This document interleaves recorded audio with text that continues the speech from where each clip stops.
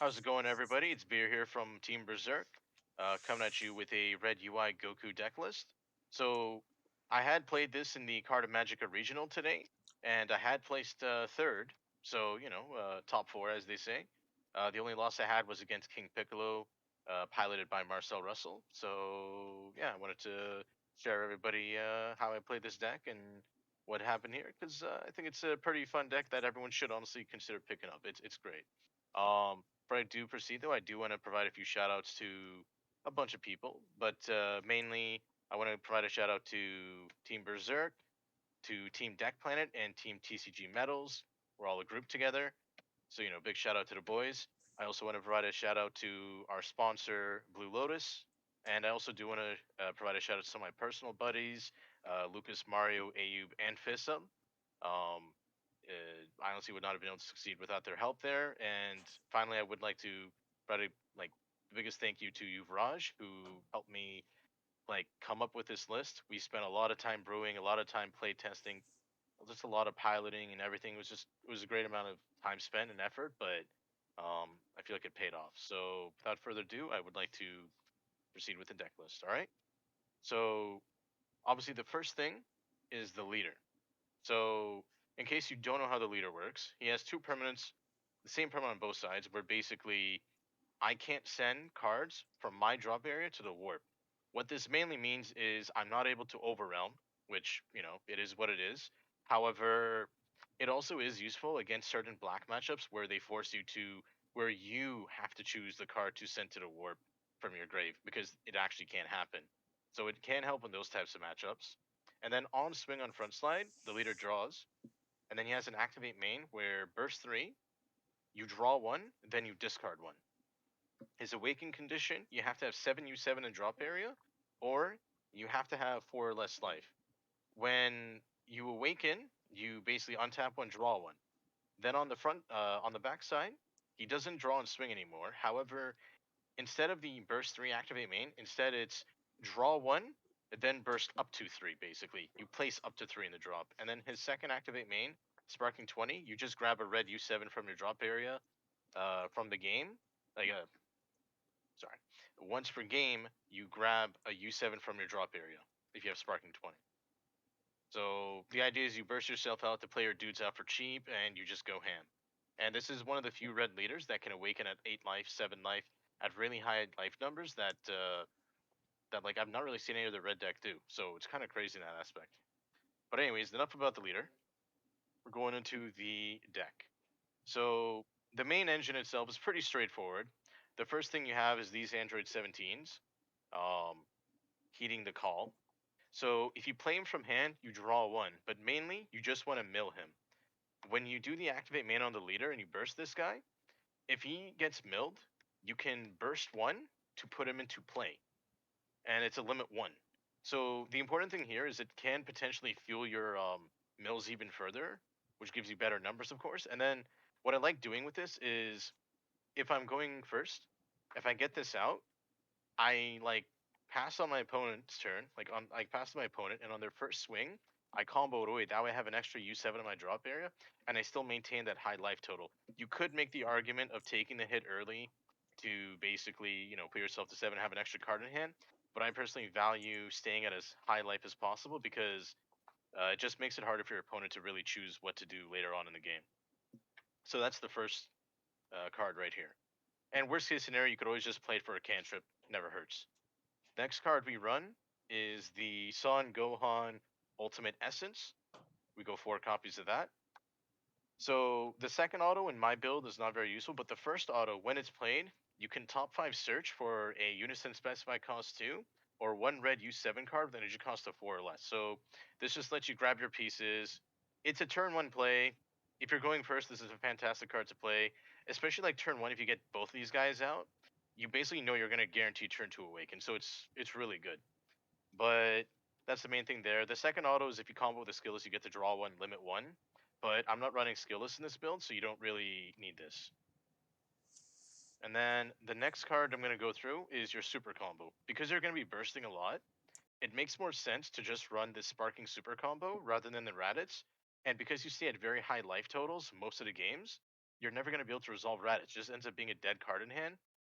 But it's very important for two reasons. It's a U7, and because it's sparking, it'll always be active like turn one onwards, honestly. And then the other thing too is in a pinch, if you have all your other pieces in hand already, you can always use the leader's ability on the activate main, the second one, the once per game in a pinch. If you're worried about your opponent's clapback, and just grab the super combo in hand, and like from grave to hand, you have like a fifth super combo to use. So it's never dead. Like it's never a bad option to have that extra bit of push. And then after that, the next card is going to be Golden Frieza for the Universe's Survival. So we go 4 copies of this. Essentially, it's a Sparking 7 dual attacker that, when played, minus 15k is a card. And if you have 5 U7 in the drop area, you can play it out for 1. If there's 5 or more U7. And it's a limit 1 on the activate main. So that is ideally your turn 2 play. You can potentially play turn 1 if you're going second, but you have to like dump a few cards in hand to do that. But sometimes that is the better play, is to do that.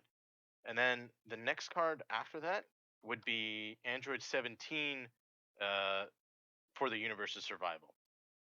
Flubbing on names here, but either way, it also comes out the same way as the Frieza, where if you have 5 or more U7 in drop area, you pay 1 and play it. So for him, he's a Sparking 7 double striker instead of a dual attacker. And when he swings, you look it up to top 3 cards, and you grab one mono red U7 card, and you bottom deck the other 2. So basically, your ideal turn 2 play, if they have like something you can just neg and pop, you play the Frieza first, and then just pressure with that.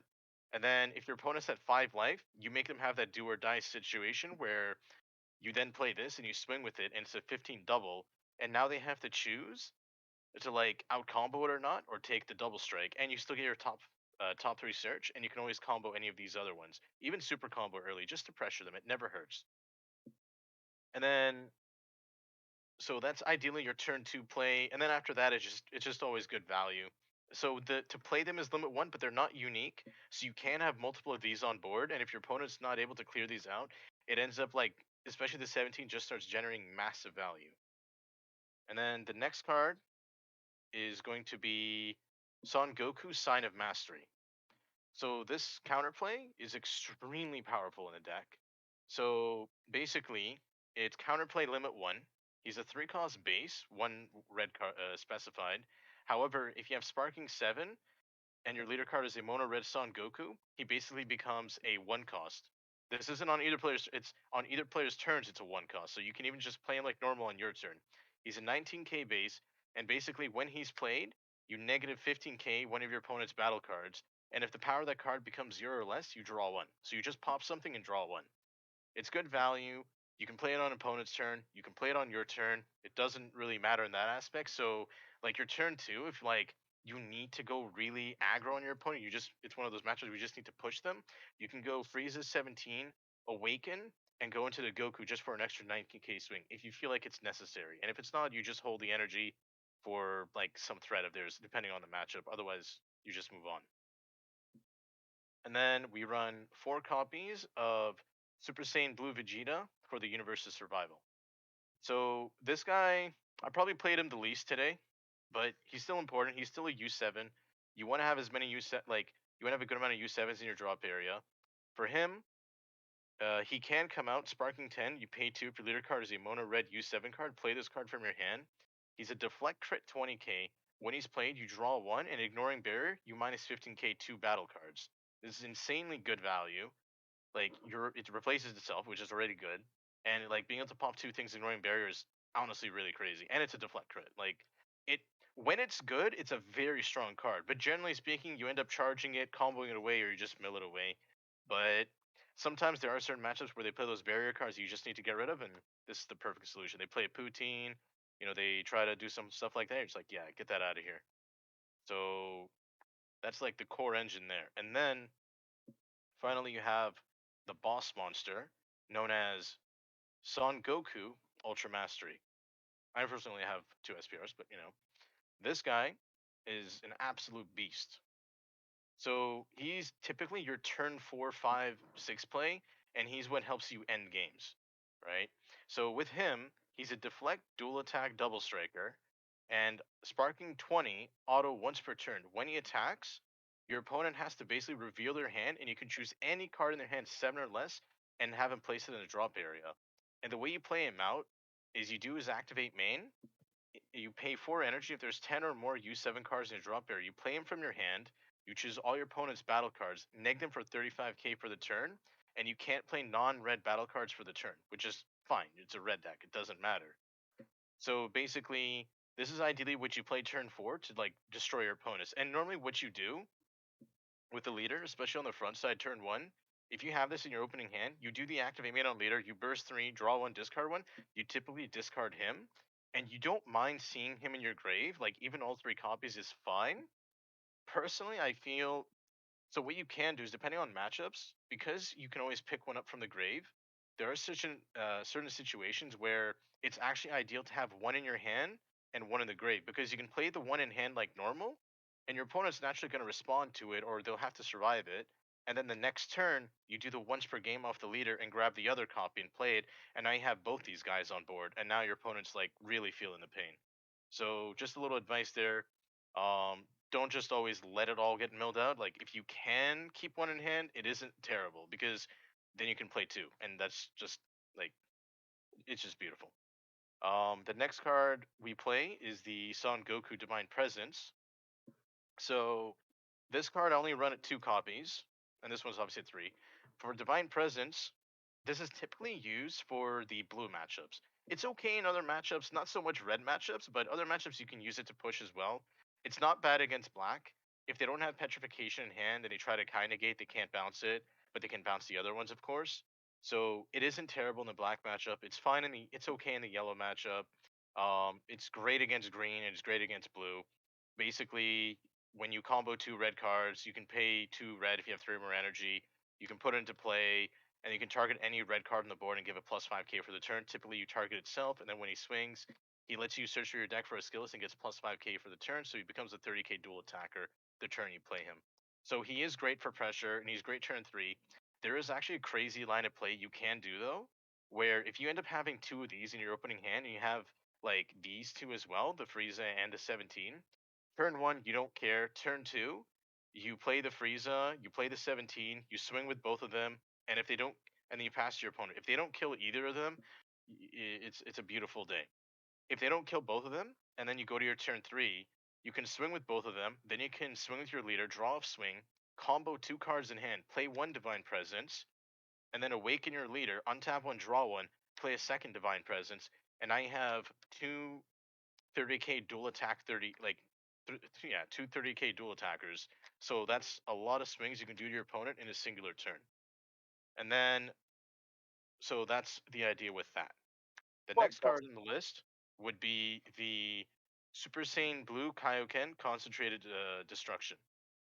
This card I also run it as a 2 of. So it's important that he's also a U7, because it actually makes him even more viable in the deck. But essentially, with this card, you usually use it just for its activate main to pitch it to neg 25k a battle card ignoring barrier. This is obviously great against the yellow slug that every yellow deck runs nowadays.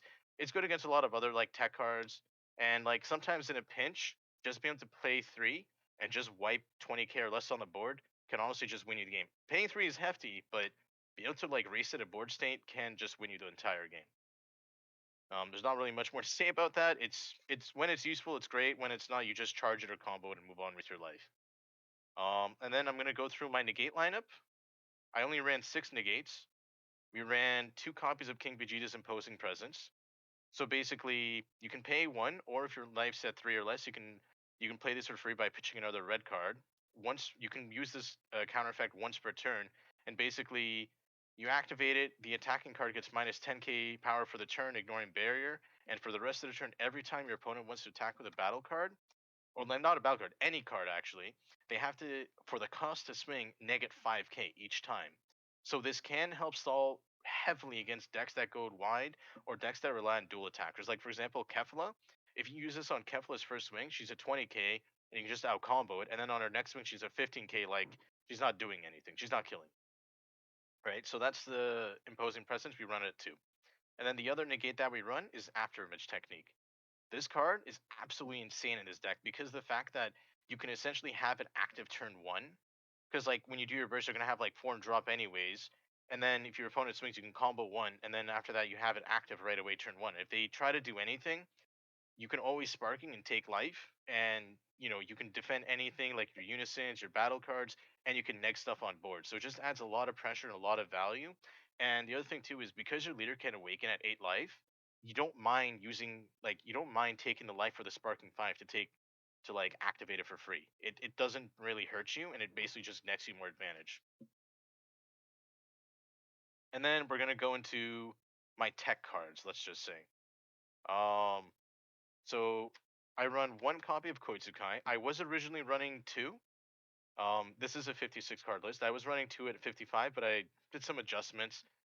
For today, I honestly found that I only ever used Koitsukai three times, and any other time I wanted to use it, there was no other situation where I wanted to use it, and all three times it was useful, and that was it. So I only run as a one of. Two is fine. I think two is like perfect number. I'm kind of risking going as a one of honestly, but it worked out in the end for me. But you should probably run two in all honesty. It's just a great card. You pay one, remove it from the game from your drop area because it doesn't go to the warp, so you can't act. You can do this ability, and then you basically can bottom deck two cards in hand to draw that amount. And when your opponent plays any battle card on your board, 20 like plays a battle card during your turn that's 20 or less, they have to warp two in hand each time. So it's just a fantastic, like little tech card that can deal with a lot of floodgates and those types of situations. The next card that I run is three of Vegeta Resolve Renewed. So this card is like probably one of your most important late game cards, depending on certain matchups. So essentially, how he works is counterplay. Uh, the battle card being played, if it's 15k or less, it's placed in the owner's drop area instead of being played. Then play this card, and his permanent makes it so his cost is reduced to one if you have three or more energy. So typically with this, it's very important against anybody who sideboards in Oceanus because Oceanus is like the kryptonite of this deck. You don't want to mill out because you're gonna mill yourself, and like late game you will actually just die. So this makes it so you can't lose to those matchups. It's also great against yellow when they try to repose. You're like, yeah, no repose, buddy. Like, get that out of here. They try to boot Topo you in green. You're like, yeah, get that out of here. It's just not effective against decks that run Topo because it can't hit Topo, but that's it. But like, it doesn't matter. But this card is extremely useful, and I highly recommend running it. I'm running three copies, which might be a little risky because it can mess with your Awaken because of the fact that it's not a U7. But honestly, it does make the difference, and I don't regret running three. Every time that I needed it, it was there, and it honestly helped me win those matchups. So I highly recommend running this card at least two copies. If you want to go three, like I did, go for it. It did not fail me at three. I will say that. And then the next card I added into the deck was the Realm of the Gods Ultra Instinct. So this card, today, I will be honest, for today, I only used this card ever twice. And that's fine. The two situations where I used it were important enough that it made all the difference for me. So essentially, how it works is activate battle. You choose one of your cards. Is that for your red card? Yeah, if your red card and energy are all red, choose one of your cards that gets plus 10k for the battle, then choose one. So the choose one, basically, if it's your turn and your opponent has a battle card that's greater than their current energy, you negate 30k. And if you use it on your opponent's turn, it basically becomes a 15k. It becomes a 1 mana 15k combo power basically, and draw one. It's not combo power, but like it's basically a plus one 15k draw one. So this is extremely useful in like the Soul Striker matchup. It's extremely useful against the Yellow Sin matchup. Anything where they're playing out big dudes early, it's great in the mirror match as well, actually. But anytime they're playing big dudes, you just use this to clear that out early on, and you just move on with your life. It's really, really good, especially in like the Yellow Sin matchup. If you have enough mana for this and this, you can always like swing with something, pop their 9-drop blocker, and then if they play out the ball with the auto, you can just play this and send the ball to the drop, and then they can't go back up that chain. They have to like invest like 3 energy right there just to bring it back up, and that's not necessarily ideal. So it's definitely a great addition. And then my Unison package. So most lists they run the Piccolo Junior, which is a fantastic Unison, but what I'm running instead is Jiren. So Jiren honestly was like the craziest thing I added today. This card has been absolutely insane. In every game that I played this card, it helped me win so hard. So Jiren, he's a 3 cost Unison 20k. He has an auto where basically when your opponent plays a battle card or Unison, you can choose that battle card or Unison, negate 10k for the turn, then negate the skill for the turn. But because it's not the red text auto once per turn, you can choose when to do it. So you can choose when you want to actually pop the neg to like negate one of your opponent's cards. It's already good in that aspect. His +1 makes him a double striker, so a 20 double every turn is insane pressure. And then his -3, activate battle, you choose one of your opponent's cards and negate 25k ignoring barrier. So like the turn you play it, it's already a 20 double. It's gonna be at 4 markers. It's 20k base, so it's above curve. And if they don't swing into this and they try to swing into anything else, you can always -3 and just destroy like the card they're trying to play. So it has a lot of value. And on top of that, because you have stuff like After Image that can also neg more, you can always find ways to kill cards that shouldn't be killed, in all honesty. And then the unison I ran to accompany it was not Yamcha, but rather Videl. The reason I ran Videl is quite simple, actually. Yamcha can't hit anything that has deflect, but this can. Obviously, both can't hit anything with barrier, but that's fine. But when combined with Jiren, this ends up being absolutely disgusting because when they play a battle card, let's say they play something that's 30k or less. I don't know, like I can't think off the top of my head what's 30k right now. Like I guess I don't know, Kefla. Yeah, let's say they play Kefla. They play Kefla, you're like, okay, counterplay Spirit Boost 1. You play her, you neg the Kefla 20 with her and another battle card, and then you neg the Kefla 10k with the Jiren, and boom, she's dead. You don't have to worry about her. They play the 10 drop Gohan, same idea. You do this together, boom, they can't do anything anymore. Like it is gone. Right? So that alone is an insane amount of pressure that it puts on your opponent. The fact that it hits like you neg something 30, neg something 20 essentially with this combination can straight up win you entire games. And it has won me games today actually. So like definitely something I highly recommend if you run Jiren or even Sin. Um you could do that. And then for the last 2 cards, I ran 1 copy of New Ruler. So basically, if I have a red unison with 3 or more markers, I can play him for free. He gets plus 5k power if my leader is red, and he can't be blocked, and he's a double striker. So basically, he's a 20 double for free, and you just use it for pressure. If your opponent plays out those annoying blocker negate tokens, you're like, okay, play him, swing past it. They play anything heavy blocker strategy, just swing past it. It puts a lot of pressure on your opponent, especially when you're trying to push them to 5 to 3 life. This card can steal games because of that. Because they either have to waste negates on a card that you paid nothing for, or if they take it, you can then like dump with super combos and like really put the hurt on them. Because nobody wants to drop to 3 life. Like, nobody does. And if they're ever at 2 life, you can just play this in pressure. And then the last card that I run in the deck is the Gohanks. I sadly did not pull the Vegeta SCR, so instead I am running Gohanks. There's a lot of options you can always run, of course, instead of the Vegeta. But this one ended up working out quite well for me. It ended up giving me more turn 4 or 5 plays, and it's very useful in a lot of different matchups. The only downside, of course, is if you mill it, you can't pick it up. So there definitely is a risk associated with it. There's no lying there, but it's absolutely insane. The other reason it's really good is the permanent on Videl reads exactly if you have a red unison with specified cost 3 or more in play, you can activate this card's counter skill from your hand without paying its energy cost. So basically, if I'm running Jirens and let's say I decide to play the Gohanks after, I can still have Videl active and not have to stress. It's very helpful. It makes things a lot easier. And yeah, the card's fantastic. You play it for 4 or 5. You neg the board 25k ignoring barrier. It's +1, negs a battle card 25k for the turn. It's a dual attack blocker. Its ultimate makes it a triple strike 40k and then restands it in a turn. So it's a dual attack triple strike 40.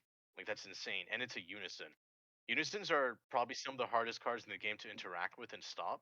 So having something like this is good. It's very good, and I'll be honest. Every game today, I played it.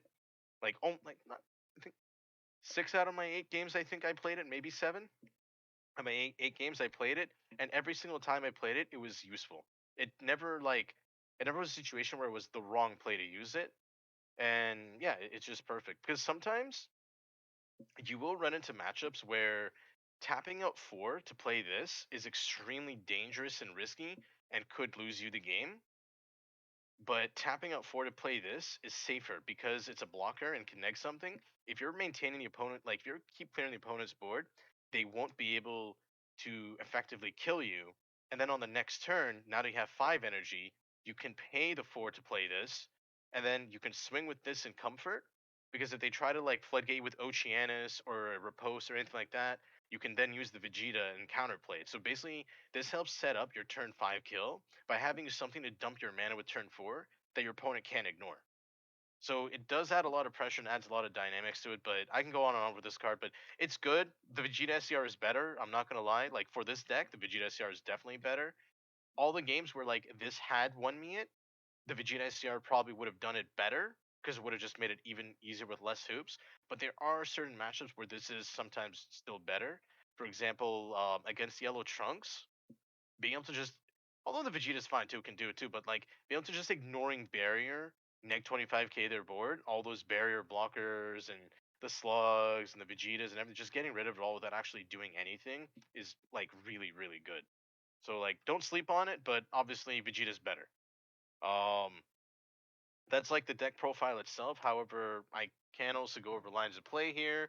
The biggest thing to keep in mind is understanding that nothing in your deck is actually free. The only thing that is free is your counterplay, your new ruler, and like the 17 here, which you don't obviously swing with unless in a weird situation, right?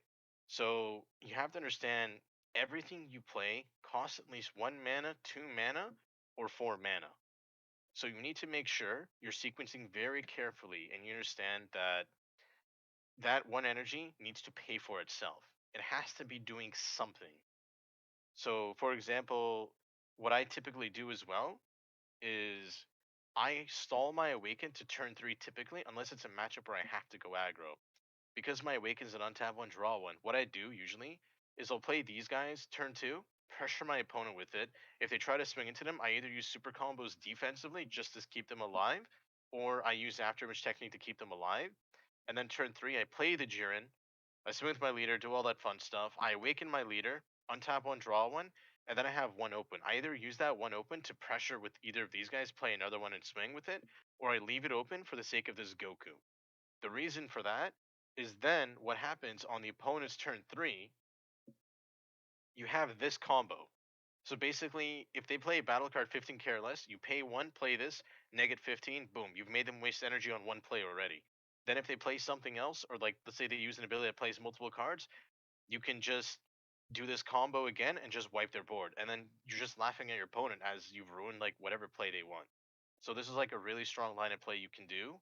And that's partly why I always delay my I try to, not always, but 90% of the time I'll try to delay my awake until turn 3 because it just sets up such a strong wall that your opponent can't ignore. And realistically, nobody will ignore Jiren. That's the other benefit to it. There are other strong unisons you can run, but like Jiren is the one where players will actively try to kill this first before they even try to touch your leader. And if your leader already wakens in life, it means the longer the game goes, you're still going to have a high life total. They're still going lower in life because you're playing red. And then you end up having situations where you've resolved like multiple of these in a game. And that's not something ideal. Nobody wants to be in a spot where they have two dual attack 35k double strikers on board that are ripping cards out of your hand. Like that's the worst case situation possible. So just it's a very strong combination there. Other things of advice: the hardest things you will face, in my opinion, is Soul Striker, Yellow Sin Shenron, King Piccolo, and anything that will proactively try to mill you out. Those are going to be the hardest matchups. You have to play each one of them very carefully, very slowly, and understand like when to go ham and when to not go ham. But when it comes to like facing mill strategies, at most you're gonna do your activate main on the front side twice, and that's it. Don't do the burst ability like just do the draw ability leader. Don't place any more in the draw up area unless you really need to like turn on the ability to play this or to turn on its sparking. Otherwise, don't do it. Just wait patiently.